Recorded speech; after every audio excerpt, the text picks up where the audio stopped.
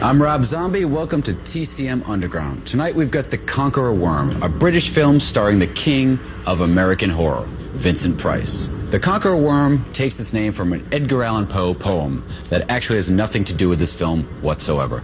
In fact, the film was originally released in England as The Witchfinder General. However, the film's American distributor, American International Pictures, had already found great success with Roger Corman's Poe pictures, also starring Vincent Price, like The Pit and the Pendulum and The Raven, so producer James Nicholson decided to capitalize on the success of those films and simply tacked on Vincent Price reading from Poe's stories to the beginning and the end of the movie. The film is, in fact, based on a historical figure, Matthew Hopkins, set in the mid-17th century during the English Civil War.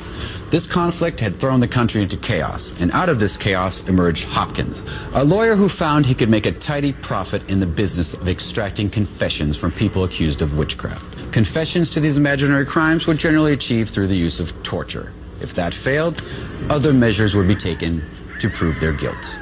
You will each be tied in a prescribed fashion and cast into the moat. Should you then sink, you will know that your confessions are false. If, on the other hand, you are seen to swim or float, then your confessions of witchcraft are proven beyond a doubt in the sight of God. Hopkins was reportedly responsible for trying and putting to death some 230 witches. Price actually wasn't the first choice for the role of the Witchfinder. Michael Reeves wanted Donald Pleasence. However, Price was a bigger box office draw at the time and was cast at the producer's insistence. Price and Reeves took an instant dislike to each other. Reeves felt that Price's over-the-top style would ruin the film. Price, on the other hand, found Reeves to be aloof and condescending. They clashed repeatedly on set, and Reeves is said to have deliberately antagonized Price in order to get the performance he wanted.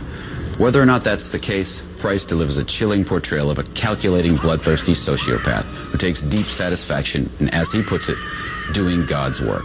Price himself has called it one of his finest performances. The film pulls no punches in its presentation of violence, and while it may not be particularly gory by today's standards, at the time of its release, the depiction of torture and execution shocked audiences. While Matthew Hopkins did exist, the film's storyline is fictionalized.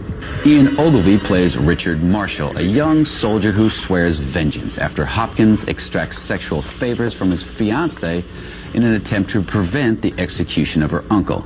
As his pursuit of the Witchfinder continues, Marshall's obsession grows until his bloodlust rivals that of Hopkins himself. From 1968, here's Vincent Price in The Conqueror Worm.